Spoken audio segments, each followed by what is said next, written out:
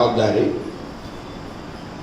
Doctor M ಕಲಬುರ್ಗಿಯವರ ಸ್ಮರಣೆ. ಬಹುಶಃ ನಿಜವಾದ ಲಿಂಗಾಯತರು ನಾವು ಆಗಿದ್ದರೆ ಕಲಬುರ್ಗಿಯವರು ಅನ್ನುವಂಥ ಹೆಸರು ಕೇಳಿದ್ರೆ ಸಾಕು, ಮೈ ಎಲ್ಲ ರೋಮಾಂಚನ ಆಗುತ್ತೆ, ಮೈ ಕೂದಲೆಲ್ಲ ನಿಮಿರ್ ನಿಲ್ತಾವೆ. ಯಾಕಾಗ್ತಾವೆ? ಯಾಕಂದರೆ ಅರಿದೇನೆಂಬುದು ತಾಬಯಲು, ಅರಿಯೇನೆಂಬುದು ತಾಬಯಲು, ಅರುಹಿನ ಕುರುಹಿನ ಮರಹಿನೊಳಗೆ ಗುಹೇಶ್ವರನೆಂಬುದು ತಾಬಯಲು. ಆ ಬಯಲು ಸ್ವರೂಪರೇ ಆದಂತಹ ಮಹಾಶರಣರು, ಮಹಾಘನ ಮಹಿಮ ಶರಣರು ಅನ್ಬೇಕು ನಾವು ಅವರಿಗೆ. ಅವರು ಡಾಕ್ಟರ್ ಎಂ ಕಲಬುರ್ಗಿಯವರು. ಅವರ ಸ್ಮರಣೆಯನ್ನು ಮಾಡುವಂತಹ ಜವಾಬ್ದಾರಿಯನ್ನು ನನಗೆ ಕೊಟ್ಟಿದ್ದಾರಲ್ಲ, ನಾನು ಭಾಗ್ಯವಂತನ ಅಂತ ಭಾವಿಸ್ತೇನೆ. ಅವರು ಹುಟ್ಟಿದ್ದು ಜನವರಿ 28, 1938. ಅವರು ಲಿಂಗೈಕ್ಯ ಆಗಿದ್ದು ಆಗಸ್ಟ್ 30, 2015. ಅವರು 77 ವರ್ಷ ಬದುಕಿದ್ದಾರೆ. ನಮಗೆ 770 ವರ್ಷಗಳ ಹಿಂದಿನ ಶರಣರ ಬದುಕನ್ನು, ವಚನ ಸಾಹಿತ್ಯವನ್ನು ಕಟ್ಟಿಕೊಟ್ಟಂಥ ಮಹಾಶರಣರು. ನಾನು ಅವರನ್ನು ಅತ್ಯಂತ ಆನಂದದಿಂದ ಲಿಂಗ ವ್ಯಸನಿ ಶರಣ ಅಂತ ನನ್ನ ವೈಯಕ್ತಿಕ ಪರಿಭಾಷೆ ಅವರಿಗೆ. ಲಿಂಗ ವ್ಯಸನಿ ಶರಣ. ವ್ಯಸನ ಅಂದ್ರೇನು? ಗೀಳು, ಒಳ್ಳೆಯದು ಕೆಟ್ಟದ್ದು ಯಾವುದೇ ಇರ್ಬೋದು. ಅದು ಅಂದ್ರೆ ಬಿಡಲಿಕ್ಕೆ ಭಾಳ ಕಷ್ಟ. ಈಗ ಎಣ್ಣೆ ಹಿಡಿತಾ ಇರ್ತಾರೆ ಅವ್ರಿಗೆ ಬಿಡೋದು ಬಿಡ್ತಾರೆ ನೋಡೋಣ, ಭಾಳ ಕಷ್ಟ. ವ್ಯಸನಗಳನ್ನ ಬಿಡೋದು ಭಾಳ ಕಷ್ಟ. ಒಳ್ಳೆಯ ವ್ಯಸನಗಳನ್ನು ಹಿಡ್ಕೊಂಡ್ರೆ ಅವು ಬಿಡೋದಿಲ್ಲ, ಕೆಟ್ಟ ವ್ಯಸನಗಳು ಹಚ್ಕೊಂಡ್ರು ಬಿಡೋದಿಲ್ಲ ಅವು. ಆದರೆ ನಮ್ಮ ಕಲಬುರ್ಗಿಯವರು ಲಿಂಗ ವ್ಯಸನಿಗಳು. ಲಿಂಗ ವ್ಯಸನಿ ಅಂದರೆ, ಲಿಂಗ ಅಂದರೆ ಏನು? ಲಿಂಗ ಅಂದರೆ ಸೃಷ್ಟಿಕರ್ತ ಪರಮಾತ್ಮ. ಇಡೀ ಈ ಸೃಷ್ಟಿಗೂ ಲಿಂಗ ಅಂತ ಕರೀತಾರೆ.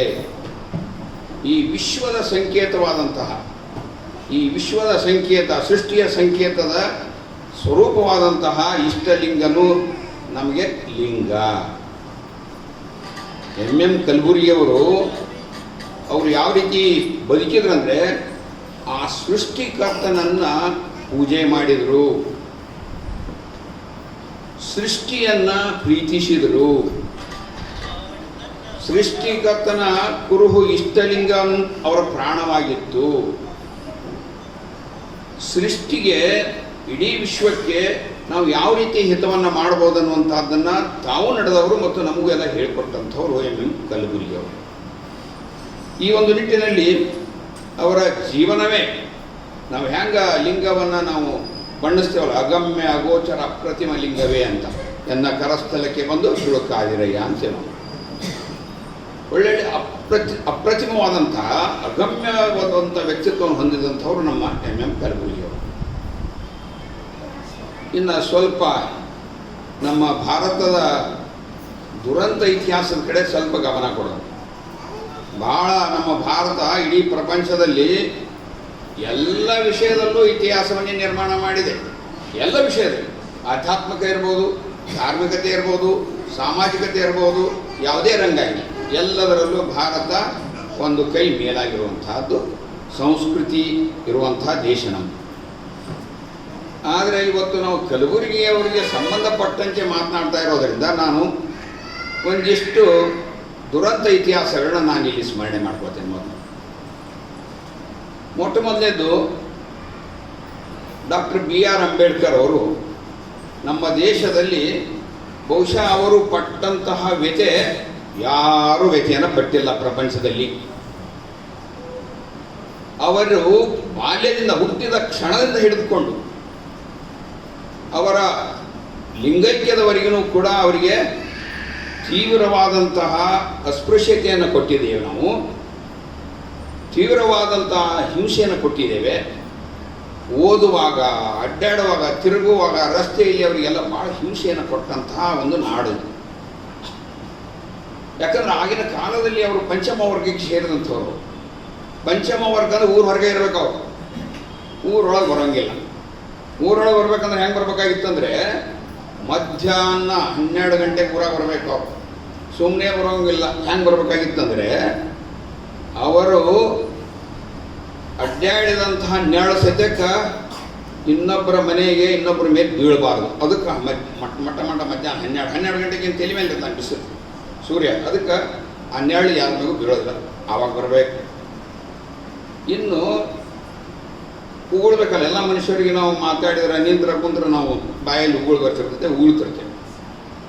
ಎಲ್ಲರಿಗೂ ಎಲ್ಲಿ ಬೇಕಾದಲ್ಲೇ ಉಗುಳು ಹಾಕ್ತಿದ್ರೆ ಆ ಪಂಚಮ ವರ್ಗದವರಿಗೆ ಉಗುಳು ಹಕ್ಕು ಇದ್ದಿದ್ದಿಲ್ಲ. ಕೊರಳಲ್ಲಿ ಒಂದು ಮಣ್ಣಿನ ಮಡಿಕೆಯಂತಹ ಪಾತ್ರೆಯನ್ನು ಕೊರಳಲ್ಲಿ ಕಟ್ಕೋಬೇಕು. ಇನ್ನು ಎರಡನೇದು, ಅವರು ನಡೆದಾಡುವ ದಾರಿಯಲ್ಲಿ ನಾವು ನಡೆದಾಡಿದರೆ ನಾವು ಅಪವಿತ್ರರು. ಅದಕ್ಕೆ ಅವರ ಹೆಜ್ಜೆಗಳನ್ನು ಮೂಡಬಾರ್ದು. ಹಿಂದೆ ಕಸವರಿ ಕಟ್ಕೋಬೇಕು ಬೆನ್ನಿಗೆ.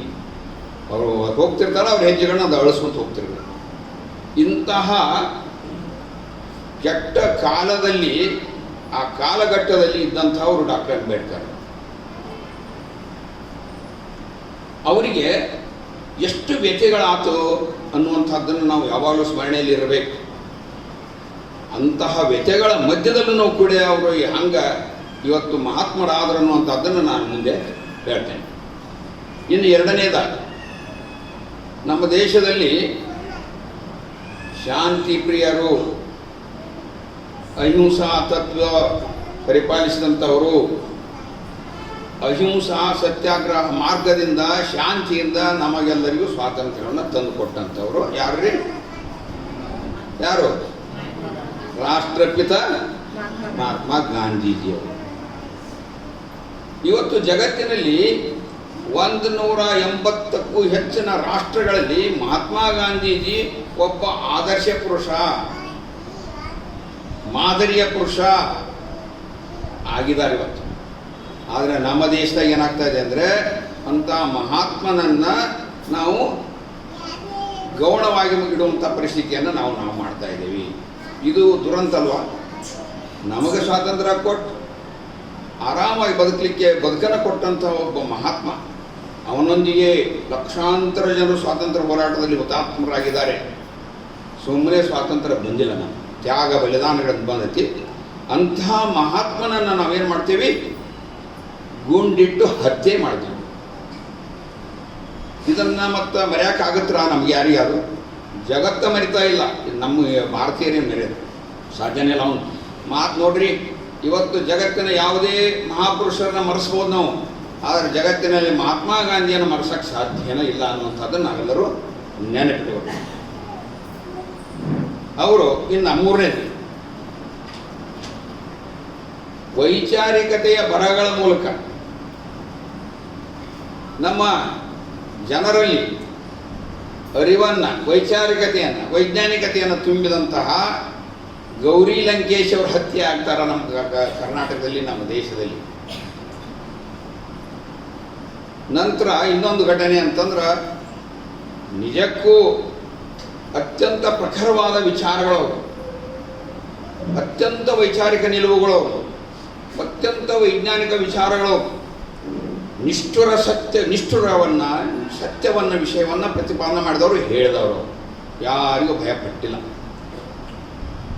ಇಂತಹ ಸತ್ಯನಿಷ್ಠುರ ನೇರವಾದಂತಹ ವ್ಯಕ್ತಿಯನ್ನು ಒಬ್ಬ ವಿದ್ಯಾರ್ಥಿಯ ವೇಷದಲ್ಲಿ ಬಂದು ಅವರ ಮನೆಯಲ್ಲಿ ಗುಂಡಿಟ್ಟುಕೊಳ್ತಾರೆ.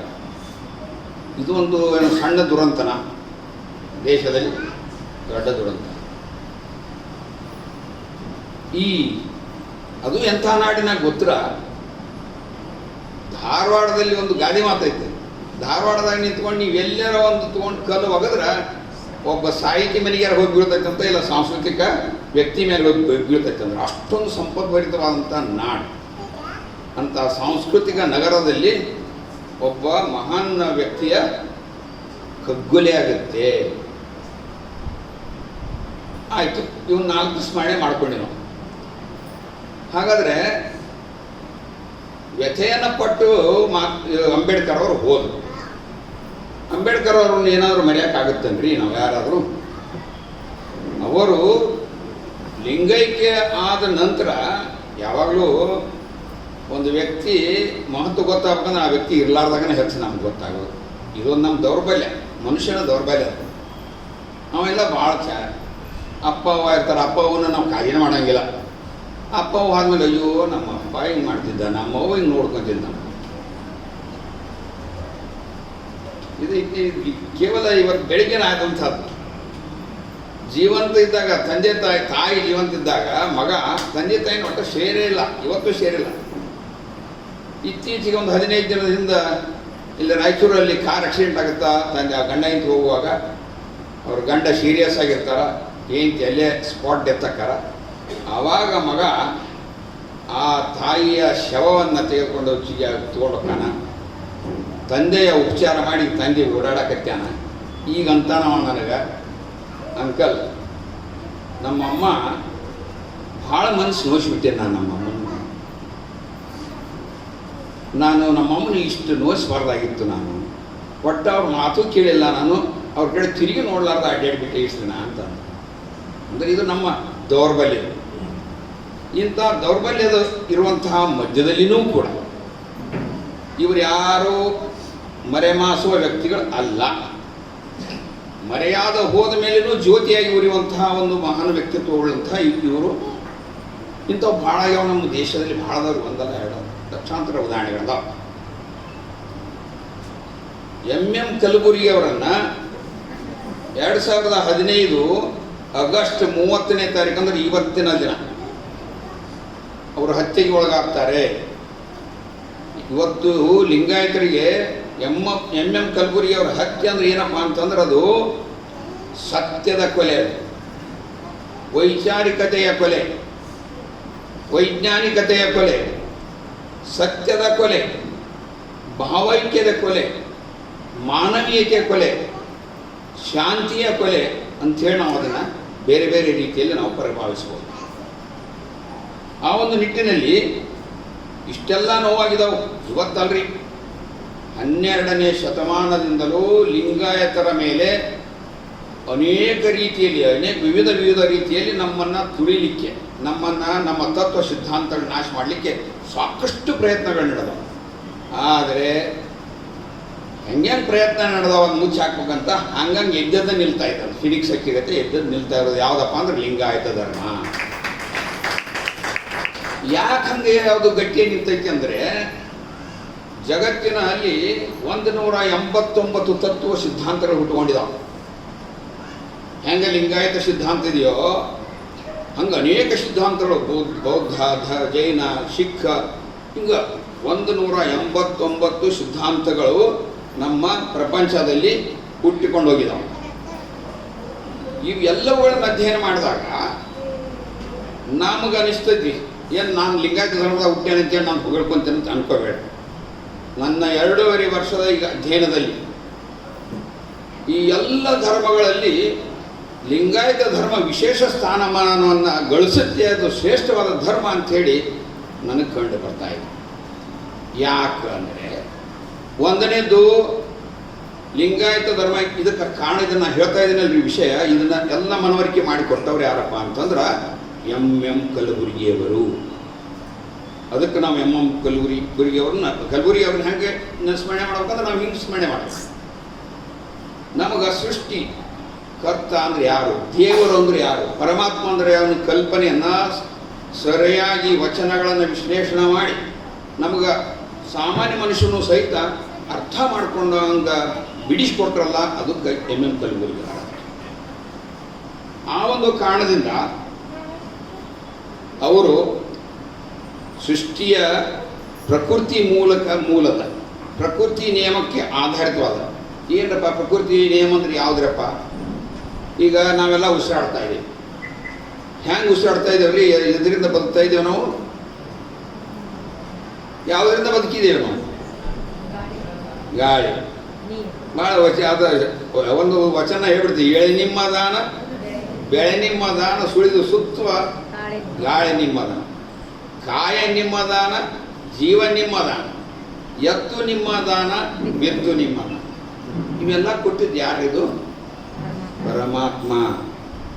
ಎಲ್ಲ ಧರ್ಮಗಳನ್ನ ಅಭ್ಯಾಸ ಮಾಡಿ ನೀವು ಈ ನಿಸರ್ಗದತ್ತವಾಗಿ ಆ ಸೃಷ್ಟಿಕರ್ತ ಪರಮಾತ್ಮ ಕೊಟ್ಟಂತಹ ಇವಕ್ಕೆಲ್ಲ ಪ್ರಸಾದಗಳಂತೀವಿ ನಾವು. ಪ್ರಸಾದಗಳಂತೀವಿ, ದ್ರವ್ಯಗಳನ್ನೋದಿಲ್ಲ. ಅದಕ್ಕೆ ಲಿಂಗಾಯತದಲ್ಲಿ ಏನಂತೀವಿ ನಾವು, ಎಲ್ಲ ಪದಾರ್ಥಗಳಿಗೂ ಪ್ರಸಾದ ಅಂತೀವಿ. ಯಾಕಂದ್ರೆ ಆ ಭಕ್ತಿ ಭಾವದಿಂದ ಸೇವನೆ ಅದು ಕೊಟ್ಟಾನಲ್ಲ ಅಂತ. ಪರಮಾತ್ಮ ಕೊಟ್ಟಿದ್ದೆಲ್ಲ ಪ್ರಸಾದ ಅಂತ ಕೊಟ್ಟಿದ್ದನಲ್ಲ, ಅದಕ್ಕೆ ಪ್ರಕೃತಿ ಧರ್ಮ ಆಗಿರೋದ್ರಿಂದ ಇದು ಶ್ರೇಷ್ಠವಾಗಿದೆ. ಇಡೀ ಪ್ರಪಂಚದಲ್ಲಿ ಕೇವಲ ಮನುಷ್ಯರನ್ನು ಮಾತ್ರ ಅಲ್ಲ, ಸಕಲ ಜೀವರಾಶಿಗಳನ್ನು ಅಪ್ಪಿಕೊಳ್ಳುವಂತಹದ್ದು, ಸಕಲ ಜೀವರಾಶಿಗಳಿಗೆ ಹಿತವನ್ನು ಬಯಸುವಂತಹದ್ದು ಏಕೈಕ ಧರ್ಮ ಯಾವುದಪ್ಪ ಅಂದ್ರೆ ಅದು ಲಿಂಗಾಯತ ಧರ್ಮ. ಪ್ರಶ್ನೆ ಮಾಡ್ಬೋದು ನೀವು, ಹೆಂಗೆ ಹೇಳ್ತೀರಿ ನೀವು? ಯಾಕೆ ಎಲ್ಲ ಧರ್ಮಗಳು ಒಳ್ಳೆಯದನ್ನು ಹೇಳ್ಯಾವಲ್ಲ ಅಂತ. ನಿಶ್ಚಿತವಾಗಿ ಹೇಳಿದವು. ಎಲ್ಲ ಧರ್ಮಗಳು ಒಳ್ಳೆಯ ವಿಷಯವನ್ನು ಹೇಳಿದವು. ಎಲ್ಲ ಧರ್ಮಗಳು ಮಾನವ ಕುಲವನ್ನು ಉದ್ಧಾರ ಮಾಡೋಕ್ಕೆ ಹುಟ್ಟ್ಯಾವು. ಆದರೆ ಎಲ್ಲ ಧರ್ಮಗಳೇನು ಮಾಡೋ, ಒಂದು ಧಾರ್ಮಿಕ ವಿಷಯ ತಗೊಂಡಿದ್ದಾರೆ, ಇನ್ನು ಕೆಲವು ಧರ್ಮಗಳು ಸಾಮಾಜಿಕ ವಿಷಯ ತಗೊಂಡಿದ್ದಾರೆ, ಇನ್ನು ಕೆಲವು ಧರ್ಮಗಳು ಮೌಢ್ಯತೆಯನ್ನು ತಗೊಂಡಿದ್ದಾರೆ, ಇನ್ನು ಕೆಲವು ಧರ್ಮಗಳು ಶಿಕ್ಷಣವನ್ನು ತಗೊಂಡಿದ್ದಾರೆ. ಈ ಅನೇಕ ವಿಷಯಗಳನ್ನು ತಗೊಂಡು ಅವ್ರು ಪ್ರಾಧಾನ್ಯವಾಗಿ ಇಟ್ಕೊಂಡು ಮಾಡಿದ್ದಾರೆ. ಆದರೆ ಸಮಗ್ರವಾದಂಥ ದೃಷ್ಟಿಕೋನದಿಂದ, ಸಮಗ್ರ ತತ್ವಗಳಿಂದ ಹುಟ್ಟಿಕೊಂಡಂಥ ಧರ್ಮ ಯಾವುದಪ್ಪ ಅಂದ್ರೆ ಲಿಂಗಾಯತ ಧರ್ಮ ಒಂದೇ ಅನ್ನುವಂಥ. ಈ ಒಂದು ನಿಟ್ಟಿನಲ್ಲಿ ನಾವು ಎಂ ಕಲಬುರ್ಗಿಯವರು ನಮಗೆ ದೊಡ್ಡ ಒಂದು ಮರೆಯಲಾರದ ಉಪಕಾರವನ್ನು ಮಾಡಿಬಿಟ್ರು. ಸೂರ್ಯ ಚಂದ್ರರಿರುವವರೆಗೂ ಲಿಂಗಾಯತರು ಎಲ್ಲಿವರೆಗೂ ಇರ್ತಾರೋ ಅಲ್ಲಿವರೆಗೂ ಎಂ ಕಲಬುರ್ಗಿಯವರು ಕೊಟ್ಟ ಪ್ರಸಾದ ಏನೈತಲ್ಲ, ಜ್ಞಾನ ಪ್ರಸಾದ, ಅದು ನಮಗೆ ದಾರಿಯನ್ನು ಬೆಳಕನ್ನು ಕೊಡ್ತಾ ಇರ್ತದೆ. ಹಂಗಾರ ಅವರು ನಾವು ಸಾಮಾನ್ಯವಾಗಿ ಕೆಲವು ಮಂದಿ ಏನಾಗುತ್ತಂದ್ರೆ ಇದ್ದು ಸಾಯ್ತೀವಿ ನಾವು, ಕೆಲವು ಮಂದಿ ಸತ್ತು ಬದುಕ್ತಾರೆ. ಕಲಬುರ್ಗಿಯವ್ರು ಎಂಥವ್ರಪ್ಪ ಅಂದ್ರೆ ಅವ್ರು ಲಿಂಗಾಯಕ್ಕೆ ಆಗ್ಯಾರ, ಆಗಿಲ್ಲ, ಅವ್ರು ಬದುಕ್ಯಾರ, ನಮ್ಮ ಜೊತೆಗೇನು ಆಧಾರ ಈಗ. ಇಲ್ಲಿ ನಾವೀಗ ಮಾತಾಡ್ತಾ ಇದ್ದೀವಿ ಅಂದ್ರೆ, ಅವರನ್ನು ಸ್ಮರಣೆ ಮಾಡ್ತಾ ಇದ್ದೀವಿ ಅಂದರೆ ಅವರ ಆತ್ಮ ಇಲ್ಲಿ ಸುಳಿತಾ ಇದೆ. ಅವರೇ ನಮಗೆ ಇವನ್ನೆಲ್ಲ ಮಾತಾಡೋಕ್ಕೆ ಪ್ರೇರಣೆ ಕೊಡ್ತಾ ಇದ್ದಾರೆ. ಇದನ್ನೆಲ್ಲ ಕೇಳೋಕ್ಕೂ ನಿಮಗೆಲ್ಲ ಪ್ರೇರಣೆ ಅವರೇ ಕೊಡ್ತಾ ಇದ್ದಾರೆ. ಎಮ್ಮವರಿಗೆ ಸಾವಿಲ್ಲ, ಎಮ್ಮವರು ಸಾವನರಿಯರು. ಇದನ್ನೇನು ಬಿಡಿಸೋದಿಲ್ಲ ನಾನು, ಭಾಳ ಸರಳವಾದಂಥ ವಚನ ಇದೆ. ಎಮ್ಮವರಿಗೆ ಸಾವಿಲ್ಲ, ಎಮ್ಮವರು ಸಾವನರಿಯರು. ಸಾವೆಂಬುದು ಸಯವಲ್ಲ. ಲಿಂಗದಲ್ಲಿ ಉದಯವಾದ ನಿಜಲಿಂಗೈಕ್ಯರಿಗೆ ಆ ಲಿಂಗದಲ್ಲಿ ಅಲ್ಲದೆ ಬೇರೆ ಮತ್ತೊಂದೆಡೆ ಇಲ್ಲ. ಕೂಡಲ ಸಂಗಮ ದೇವರ ಶರಣ ಸೊಡ್ಡಳ ಬಾಚರಸರು ನಿಜಲಿಂಗದ ಒಡಲೊಳಗೆ ಬಗಿದು ಹೊಕ್ಕಡೆ ಉಪಮಿಸಬಲ್ಲರ ಕಾಣೆ. ಇವರು ಯಾರು ಮಹಾತ್ಮರು ಲಿಂಗೈಕ್ಯ ಆಗಿಲ್ಲ, ಅವರು ನಿಜಲಿಂಗೈಕ್ಯ ಆಗಿದ್ದಾರೆ. ಲಿಂಗೈಕ್ಯ ಅಂದ್ರೆ ಏನು? ನಿಜಲಿಂಗೈಕ್ಯ ಅಂದ್ರೆ ಏನು? ಲಿಂಗೈಕ್ಯ ಅಂದ್ರೆ ನಾವು ಸಾಯೋದು ಅಷ್ಟೇ. ಅಂದ್ರೆ ಈ ಜಡ ದೇಹ ಹೋಗುತ್ತೆ, ಆತ್ಮ ಮತ್ತೆ ಒಂದು ಬಲೂನು ಒಂದು ಪಿನ್ ತೊಗೊಂಡು ಹೊಡೆದ್ರೆ ಏನಾಗುತ್ತೆ, ಅದ್ರ ಒಳಗಿರೋ ಗಾಳಿ ಏನಾಗುತ್ತೆ, ಗಾಳಿಯಲ್ಲಿ ಸೇರ್ಕೊಂತ ಒಳಗೆ ಆ ಗಾಳಿಯನ್ನು ತುಂಬಿರ್ತೀವಿ. ಒಂದು ಪಿನ್ ತೊಗೊಂಡು ಸುತ್ತಕೊಂಡು ಆ ಗಾಳಿ ಮತ್ತೆ ಆ ಗಾಳಿಯೊಳಗೆ ಸೇರ್ಕೊಂಡ್ಬಿಡುತ್ತೆ. ಹಂಗೆ ಆತ್ಮ ಸೇರ್ಕೊಂಡ್ಬಿಡುತ್ತೆ. ನಿಜ ಲಿಂಗೈಕ್ಯ ಅಂದರೆ ಬಸವಾದಿ ಶರಣರು ಕೊಟ್ಟಂಥ ಸಿದ್ಧಾಂತವನ್ನು ಎಷ್ಟು ಸರಳವಾಗಿ ಬಿಡಿಸಿದ್ದಾರೆ ಅಂದರೆ, ಕಲಬುರ್ಗಿ ಅವರು ನಾವು ಷಟ್ಸ್ಥಲ ಮಾರ್ಗದ ಮುಖಾಂತರ ಹಂತ ಹಂತವಾಗಿ ನಾವು ನಿಜ ಲೈಂಗೈಕ್ಯ ಪದವಿಯನ್ನು ನಾವು ಪಡೆಯಬಹುದು. ಅಂದ್ರೇನು? ಸರಳ ಭಾಷೆಯೊಳಗೆ ಹೇಳ್ಬೇಕಂದ್ರೆ ಅಂಗಗುಣಗಳನ್ನು ಕಳೆದುಕೊಂಡ್ಬಿಡೋದು, ಲಿಂಗ ಗುಣಗಳನ್ನು ಮೈಗೂಡಿಸ್ಕೊಂಡ್ಬಿಟ್ರೆ ಅದು ನಿಜ ಲಿಂಗೈಕ್ಯ. ಅಂಗಗುಣಗಳಂದ್ರೆ ಏನು?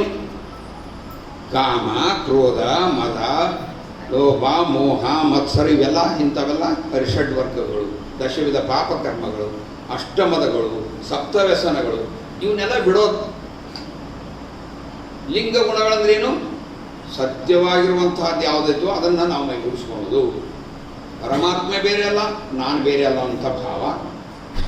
ಈ ಭಾವ ಬಂದುಬಿಟ್ರೆ ನಾನು ಪರಮಾತ್ಮನ ಒಂದು ಭಾಗ, ನಾನು ಬೇರೆ ಅಲ್ಲ, ಪರಮಾತ್ಮನ ಬೇರೆ ಅಲ್ಲ ಅಂದ್ರೆ ತನ್ನ ತಾನರಿದು ತಾನಾರೆಂದು ತಿಳಿದೊಡೆ ತಾನೇ ದೇವನೋಡ ಅಪ್ರಮಾಣ ಕೂಡಲ ಸಂಗಮ ದೇವ ಅಂಥೇಳಿ ಶರಣರು ಹೇಳ್ತಾರೆ. ನಾವು ಪರಮಾತ್ಮ ಯಾರು, ನಾನು ಯಾರು ಅಂತ ತಿಳ್ಕೊಂಡ್ಬಿಟ್ರೆ ಮುಗಿದೋಯ್ತೀರಿ ಜೀವನ. ನಿಜವಾದ ಲಿಂಗೈಕ್ಯರು ಆವಾಗ ಆಗ್ತೇವೆ ಅನ್ನೋದನ್ನು ನಾನು ತಿಳಿಬೇಕು. ಲಿಂಗೈಕ್ಯ ಆದವನ ದೇಹ ಹೋಗಿಬಿಟ್ಟು ಆತ್ಮ ಸೇರ್ಕೊಂಡ್ಬಿಡ್ತೈತಿ, ಆದರೆ ನಿಜಲಿಂಗೈಕ್ಯ ಆದವ್ರಿಗೆ ಮರಣ ಇಲ್ಲ ಅನ್ನುವಂಥದ್ದೇ ಈ ವಚನದ ಸಾರಾಂಶ. ಇನ್ನು ಕಲಬುರಗಿಯವರ ಕರ್ತೃತ್ವ ಶಕ್ತಿ ಬರೋಣ. ಸುಮ್ಮನೆ ಹೊಗಳಿದ್ರೆ ಆಗಲ್ಲ. ಅವ್ರು ಏನು ಮಾಡ್ಯಾರ ಅಂತ ನಾವು ಸ್ವಲ್ಪ ಅವಲೋಕನೆ ಮಾಡೋಣ. ಈ ಜಗತ್ತಿನಲ್ಲಿ ಅತ್ಯಂತ ಹೆಚ್ಚು ಪದವಿಯನ್ನು ಗಳಿಸಿದವ್ರು ಯಾರು ಹೇಳಿ ನೋಡೋಣ? ಯಾರೇ? ಏನಂದ್ರಿ? ಹಾಂ, ಡಾಕ್ಟರ್ B.R. ಅಂಬೇಡ್ಕರ್ ಅಂತ ಹೇಳಿದರು. ಮತ್ತೆ ಯಾರು ಅದಾರನ್ರಿ? ಅದಾರ? ಯಾವ್ದಾರ ಐತೇನ್ರಿ? ಉತ್ತರ ಐತೇನ್ರಿ ಶಿವರಾಜ್ ಸರ್? ಜಗತ್ತಿನಲ್ಲಿ ಅತ್ಯಂತ ಹೆಚ್ಚು ಪದವಿಗಳನ್ನು ಗಳಿಸಿದವರು B.R. ಅಂಬೇಡ್ಕರ್ ಅವರು. ಅವರು ಒಟ್ಟು ಜಗತ್ತಿನ ತತ್ವಗಳಲ್ಲಿ 64 ತತ್ವಗಳ ಮೇಲೆ, ವಿಷಯಗಳ ಮೇಲೆ ಪ್ರಭುತ್ವವನ್ನು ಹೊಂದಿದ್ದರು. ಅವರಷ್ಟು ಓದಿದಂಥ ಮನುಷ್ಯ ಈ ಪ್ರಪಂಚದಾಗ ಇಲ್ಲ. ನಾನು ಸುಮಾರು 4 ದಿನದಿಂದ ಸರ್ಚ್ ಮಾಡಿದೆ ಜಗತ್ತಿನಲ್ಲಿ ಅಂಬೇಡ್ಕರ್ನ ಬಿಟ್ರೆ ಮತ್ತಾರು ಇಂಥವ್ರು ಸಿಗ್ತಾರಂತ. ಅಮರ್ತ್ಯ ಶರ್ಮಾ ಅಂತೇಳಿ ಒಬ್ಬ ಪಶ್ಚಿಮ ಬಂಗಾಳದವರು. ಅವರು ಭಾರತ ದೇಶದಲ್ಲಿ ಅತ್ಯಂತ ಹೆಚ್ಚು ಪದವಿಗಳನ್ನು ಪಡೆದಂಥವ್ರು ಭಾರತ ದೇಶದಲ್ಲಿ. ಆದರೆ ಅವರು ತತ್ವಜ್ಞಾನಿಗಳಾದ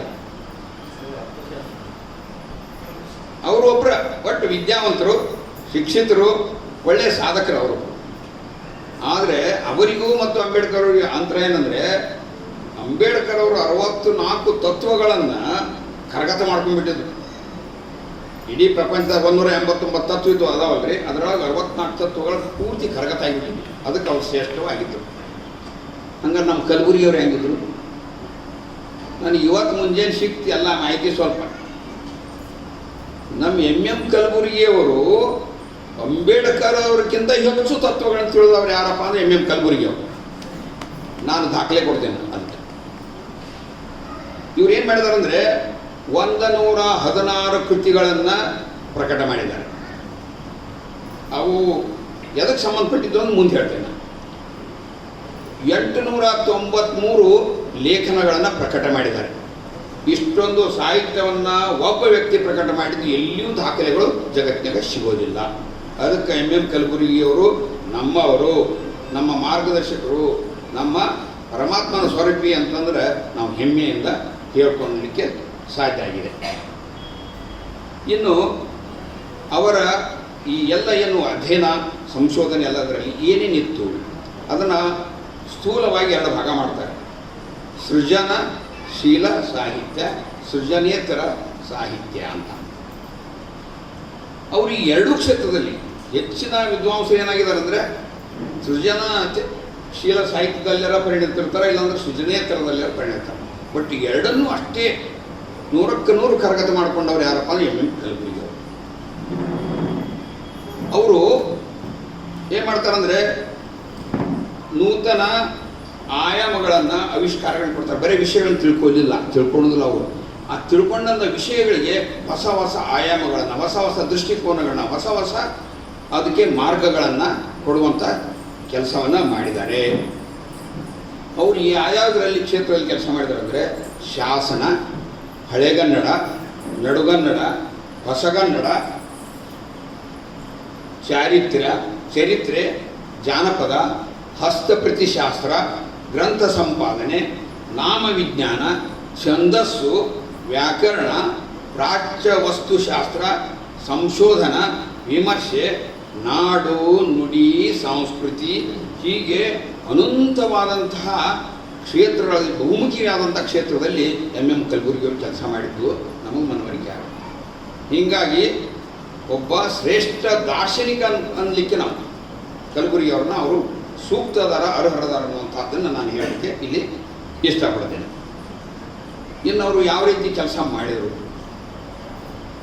ಅವರು ಅನೇಕ ಧರ್ಮ ಪೀಠಗಳು, ಮಠಮಾನ್ಯಗಳಲ್ಲಿ ಅನೇಕ ಸಂಶೋಧನಾ ಕೇಂದ್ರಗಳು, ಬಸವ ತತ್ವ ಪೀಠಗಳು, ಬಸವ ಧರ್ಮ ಪೀಠಗಳು, ಆ ಅನೇಕ ಪೀಠಗಳಿಗೆ ಅವರು ಅದಕ್ಕೆ ನಿರ್ದೇಶಕರಾಗಿ ಎಲ್ಲವೂ ಅವನ್ನು ಆ ಮಠಗಳ ಮೂಲಕ ಜನರಿಗೆ ಹೆಚ್ಚು ಹೆಚ್ಚು ಪ್ರಸಾರವಂತ ಕೆಲಸವನ್ನು ಒಂದನೇ ಕೆಲಸ ಮಾಡಿದರು.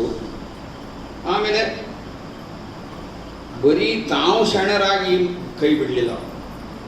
ಇವತ್ತು ಅವರು ತರಬೇತಿ ಮಾಡಿದಂಥ ಅವರ ಶಿಷ್ಯರು, ಉದಾಹರಣೆಗಾಗಿ ಡಾಕ್ಟರ್ ವೀರಣ್ಣ ರಾಜೂರವರು, ಅವರು ಒಬ್ಬ ಎಂ ಕಲಬುರ್ಗಿ ಅಷ್ಟೇ ಸಮರ್ಥರಾದಂಥ ಒಬ್ಬ ಮಹಾನ್ ಶರಣರವರು. ಅಂತಹ ನೂರಾರು ಶಿಷ್ಯರನ್ನು ತಯಾರು ಮಾಡಿದ್ದಾರೆ. ಇವತ್ತು ನೀವು ಬಹುಶಃ ನೀವು ವಾಟ್ಸಪ್ನಲ್ಲಿ ಇದು ನೋಡ್ತಿರ್ಬೋದು. ಅನೇಕ ಜನ ಎಂ ಕಲಬುರ್ಗಿ ಅವರ ಮಾರ್ಗದ ಬಗ್ಗೆ ಬರೀತಾ ಇರ್ತಾರೆ, ಎಂ ಕಲಬುರ್ಗಿ ಅವ್ರ ಬಗ್ಗೆ, ಅವರ ಜೀವನದ ಬಗ್ಗೆ ಬರೀತಾ ಇರ್ತಾರೆ. ಒಂದು 4-5 ಜನ ಅದಾರೆ ಕಾಯಂ ಅವರು ಎಂ ಕಲಬುರ್ಗಿ ಸಾಹಿತ್ಯವನ್ನು ಬರೀತಾರೆ, ಬೇರೆ ಬಿಟ್ಟು ಬರೆಯೋದೇ ಇಲ್ಲ. ಅದರಿಂದ ಏನು ಗೊತ್ತಾಗುತ್ತಂದರೆ ಅವರು ತಾವು ಸಮರ್ಥರಾಗೋದು ಅಷ್ಟೇ ಅಲ್ಲ, ಸಮರ್ಥವಾದ ಶಿಷ್ಯರನ್ನು ಸಹಿತ ಇವತ್ತು ನಾಡಿಗೆ ಕೊಟ್ಟಿದ್ದಾರೆ ಅನ್ನುವಂಥದ್ದನ್ನು ನಾವು ಹೆಮ್ಮೆಯಿಂದ ಹೇಳ್ಕೋಬೋದು. ಇನ್ನು ಅವರು ವಚನ ಸಾಹಿತ್ಯಕ್ಕೆ ಕೊಟ್ಟಂಥ ಕೊಡುಗೆ ಅಂತೂ ನಾವು ಹಿಂಗೆ ಮಾತಾಡ್ತಾ ಹೋದ್ರೆ ವರ್ಷಗಟ್ಟಲೆ ಮಾತಾಡ್ಬೋದು. ವಚನ ಸಾಹಿತ್ಯ ಬಗ್ಗೆ ಅವ್ರು ಮಾಡಿದಂಥ ಕೆಲಸ, ಎಮ್ಮ ವಚನದೊಂದು ಪಾರಾಯಣಕ್ಕೆ, ವ್ಯಾಸನದೊಂದು ಪುರಾಣ ಸಮಭಾರದಯ. ಒಂದು ವಚನಕ್ಕೆ ಪಾರಾಯಣ ಮಾಡೋದ್ರಿಂದ ವ್ಯಾಸನ ಒಂದು ಪುರಾಣವನ್ನು ಓದಿದರೂ ಸಾಕಾಗಲ್ಲ ಅಂತ. ಎಮ್ಮ ವಚನದ 108 ಅಧ್ಯಯನಕ್ಕೆ, ಅಂದರೆ 108 ವಚನಗಳನ್ನು ನಾವು ಅಧ್ಯಯನ ಮಾಡಿದರೆ ಶತರುದ್ರ ಯಾಗ ಸಮಭಾರದಯ್ಯ. ನಾವು ಭಾಳ ಪವಿತ್ರ ಶತರುದ್ರ ಯಾಗ ಅಂತ ಮಾಡ್ತೀವಿಲ್ರಿ, ಅದಕ್ಕೆ ಗಂಟೆಗಟ್ಟಲೆ ನಾವು ಅದನ್ನು ಪಠಣ ಮಾಡ್ತೀವಿ, ಅದರಲ್ಲಿ ತೊಡಗ್ತೀವಿ, ಎಲ್ಲ ಮಾಡ್ತೀವಿ. ಆದರೆ ನೀವು ಕೇವಲ 108 ವಚನಗಳ ಪಠಣ ಮಾಡಿಬಿಟ್ರೆ ಸಾಕು, ಆ ಶತರುದ್ರ ಯಾಗದಕ್ಕಿಂತ ಹೆಚ್ಚು ಪುಣ್ಯ ಬರ್ತೈತಿ ಅಂತ. ಇನ್ನು ಎಮ್ಮ ವಚನದ ಸಾಶೀರ ಪಾರಾಯಣಕ್ಕೆ, ಅಂದ್ರೆ 1008 ವಚನಗಳನ್ನು ನಾವು ಪಠಣ ಮಾಡಿದರೆ ಗಾಯತ್ರಿಯ 1,00,000 ಜಪ ಸಮಭಾರದಯ್ಯ. ಇದರ ಅರ್ಥ ಏನಂದರೆ, ಇವತ್ತು ಗಾಯತ್ರಿಯ ಮಂತ್ರವನ್ನು ನಾವು ಶ್ರಾವಣ ಮಾಸದಲ್ಲಿ ಎಲ್ಲ ಕಡೆ ಮಾಡ್ತಾರೆ, ಪಠಣ ಮಾಡ್ತಾರೆ. 1,00,000 ಜಪ ಮಾಡೋದು, ಕೋಟಿ ಜಪ ಮಾಡೋದು, ಅಥವಾ ಅದನ್ನು ಬರೆಯೋದು ಮಾಡ್ತಾರೆ. ನಮ್ದು ಕೇವಲ 1,008 ವಚನಗಳನ್ನು ನಾವು ಓದಿಬಿಟ್ರೆ ಸಾಕು, ಕೋಟಿ ಗಾಯತ್ರಿ ಮಂತ್ರವನ್ನು ಪಠಿಸಿದಷ್ಟು ಪುಣ್ಯ ಸಿಗ್ತೈತಿ ಅಂಥೇಳಿ ಯಾರು ಹೇಳ್ತಾರೆ? ಇದನ್ನ ಸಿದ್ದರಾಮೇಶ್ವರ ಶರಣರು ಹೇಳ್ತಾರೆ ನಮಗೆ ವಚನದ ಮಹತ್ವವನ್ನು. ಅಂತಹ ವಚನ ಸಾಹಿತ್ಯವನ್ನು ಜನಸಾಮಾನ್ಯರಿಗೆ ಎಲ್ಲರಿಗೂ ಅರ್ಥವಾಗುವಂಥ ರೀತಿಯಲ್ಲಿ 2 ಬಾರಿ ಕರ್ನಾಟಕದ ಸರ್ಕಾರದ ಪರವಾಗಿ 15 ಸಂಪುಟಗಳಲ್ಲಿ ವಚನ ಸಾಹಿತ್ಯವನ್ನು ಸಂಪಾದನೆ ಮಾಡಿಕೊಟ್ಟಂಥ ಹೆಗ್ಗಳಿಕೆ ನಮ್ಮ ಎಂ ಕಲಬುರ್ಗಿಯವರಿಗೆ ಸೇರುತ್ತೆ. ಇನ್ನು ಅವರು ವೈಯಕ್ತಿಕವಾದಂಥ ಅದ್ರ ಬಗ್ಗೆ 1-2 ಮಾತನ್ನು ಹೇಳ್ಬಿಟ್ಟೆ. ಇವನ್ನೆಲ್ಲ ಮಾಡಬೇಕಾದ್ರೆ ಸುಮ್ಮನೆ ಮಾಡೋಕ್ಕಾಗೋದಿಲ್ಲ ರೀ. ಇವತ್ತು ಇಷ್ಟು ಜನ ಇದೇನೋ ಆಯಿತು, ಇಲ್ಲಿ ಬಂದು ಒಂದು 4 ವಾಕ್ಯಗಳ ಭಾಷಣ ಮಾಡಿರಪ್ಪ ಅಂತ ಹಚ್ಚಿದ್ರೆ ಏನಾಗುತ್ತೆ? ಅಥವಾ ಒಂದು 10 ವಾಕ್ಯಗಳಲ್ಲಿ ಒಂದು ವಿಷಯ ಕೊಟ್ಟು ಒಂದು ನಿಬಂಧ, 10 ವಾಕ್ಯಗಳ ಒಂದು ಬರಹ ಅಥವಾ ನಿಬಂಧ ಬರ್ಕೊಡೋದ್ರೆ ಬರ್ಕೊಡೋಕ್ಕಾಗುತ್ತಾ ನಮ್ಮ ಕಡೆಯಿಂದ? ನನ್ನಿಂದಲೂ ಸಾಧ್ಯ ಇಲ್ಲ, ದಿಢೀರಂತ ಬರ್ಕೊಡೋದ್ರೆ ಆಗೋದಿಲ್ಲ. ಆದರೆ ಅಷ್ಟೊಂದು 20,500 ವಚನಗಳನ್ನು ಅಚ್ಚುಕಟ್ಟಾಗಿ ಜೋಡಿಸಿ ನಾವು ಓದಕ್ಕೆ ಅನುಕೂಲ ಆಗುವಂಗೆ ಮಾಡಿ ಜೋಡಿಸ್ಕೊಟ್ರು ಅಂತಂದ್ರೆ ಅದನ್ನು ಸಾಮಾನ್ಯ ಕೆಲಸ. ಆ ನಿಟ್ಟಿನಲ್ಲಿ ಅವರು ಸ್ವತಂತ್ರ ವಿಚಾರವಾದಿಯಾಗಿದ್ದರು. ಸ್ವತಃ ಕೂತ್ಕೊಂಡು ಹಗಲಿ ರಾತ್ರಿ ಕೆಲಸ ಮಾಡ್ತಿದ್ದರು. ಅವರು ಸ್ವತಃ 77ನೇ ವಯಸ್ಸಿನಲ್ಲಿನೂ ಕೂಡ ಮಾಡ್ತಾಯಿದ್ರು. ಇಷ್ಟೆಲ್ಲ ಬಹುಮುಖವಾದಂಥ ವಿಷಯಗಳ ಬಗ್ಗೆ ಅಧ್ಯಯನ ಮಾಡೋದು, ಸಂಶೋಧನೆ ಮಾಡೋದು, ಬರಹ ಮಾಡೋದು, ಪ್ರಕಟಣೆ ಮಾಡೋದು, ಎಲ್ಲ ವಿಷಯದಲ್ಲೂ ಕೂತ್ಕೊಂಡು ಕೆಲಸ ಮಾಡ್ತಿದ್ದರು. ಅಂದರೆ ಶ್ರಮ ಪಡ್ತಿದ್ರು, ವೈಯಕ್ತಿಕವಾಗಿ ಶ್ರಮ ಪಡ್ತಿದ್ರು. ಇವತ್ತು ನಾವು ಯಾರೂ ಶ್ರಮ ಪಡದೆ ಎಲ್ಲ ಬಾ ಅಂದ್ರೆ ಬರೋದಿಲ್ಲ. ನಾವು ವೈಯಕ್ತಿಕವಾಗಿ ನಾವು ಶ್ರಮ ಪಡಬೇಕು, ಓದಬೇಕು, ಬರೀಬೇಕು, ಸಂಶೋಧನೆ ಮಾಡಬೇಕು, ತಿಳಿಲಾರ್ದನ್ನು ತಿಳಿದವ್ರ ಕಡೆಯಿಂದ ತಿಳ್ಕೋಬೇಕು. ಹಿಂಗೆ ಮಾಡ್ತಾ ಮಾಡ್ತಾ ಹೋದಂಗೆಲ್ಲ ನಾವು ಹಣ್ಣು ಹಾಕ್ಕೊಂತ ಹೋಗ್ತೀವಿ, ಪಕ್ವಾಕ್ಕೊತ ಹೋಗ್ತೀವಿ. ಆ ಒಂದು ನಿಟ್ಟಿನಲ್ಲಿ ಒಬ್ಬರು ನಮ್ಮ ಲಿಂಗಾಯತ ಧರ್ಮದ ಶರಣ ಸಾಹಿತ್ಯದ ಪ್ರಕಾಂಡ ಪಂಡಿತರು ಅಂಥೇಳಿ, ವಿದ್ವಾಂಸರು ಅಂಥೇಳಿ ಜಗತ್ತಿನ ವಿದೇಶಿಗರ ಅವ್ರನ್ನ ವಿದ್ವಾಂಸರು ಅಂತೇಳಿ ಹೋಗಿದ್ದಾರೆ. ಈ ಒಂದು ನಿಟ್ಟಿನಲ್ಲಿ ನಾವು ಇದನ್ನು ತಿಳ್ಕೊಂಡು ಇನ್ನು ಸ್ವಲ್ಪ ಈಗ ನಾವು ಕಲಿಯುಗದಲ್ಲಿ ನಡೆದಿದ್ದ ಘಟನೆಗಳು ನೋಡಿದ್ವಿ. ಸ್ವಲ್ಪ 12ನೇ ಶತಮಾನಕ್ಕೆ ಹೋಗ್ಬಿಡೋಣ. ಅಂದ್ರೆ ನಮ್ಮದೇ ಧರ್ಮ, ನಾವೆಲ್ಲರೂ ಇಷ್ಟು ಚಂದ ಬದುಕಾಕತ್ತೀವಿ, ಚಂದ ವಿಭೂತಿ ಹಚ್ಕೊಂತೀವಿ, ಚಂದ ಲಿಂಗ ಹಾಕ್ಕೊಂಡೀವಿ, ರುದ್ರಾಕ್ಷ ಅಡ್ಡಾಡ್ತೀವಿ ಅಂತಂದ್ರೆ ಇವರೆಲ್ಲ ತ್ಯಾಗ ಮಾಡಿ ಪ್ರಾಣ ತೆತ್ತಿದ್ದಕ್ಕೆ ನಾವು ಚೆನ್ನಾಗಿ ಬದುಕಾಕತ್ತೀವಿ.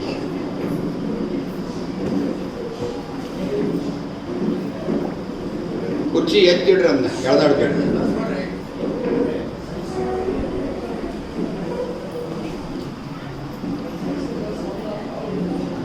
ಒಂದನೇದು, ಬಸವಣ್ಣನವರನ್ನ ಮಧುವರಸ ಮತ್ತು ಹರಳಯ್ಯನವರಿಗೆ ಬಾಂಧವ್ಯವನ್ನ ಗೊತ್ತು ಮಾಡಿ ಮದುವೆ ಮಾಡ್ತಾರೆ.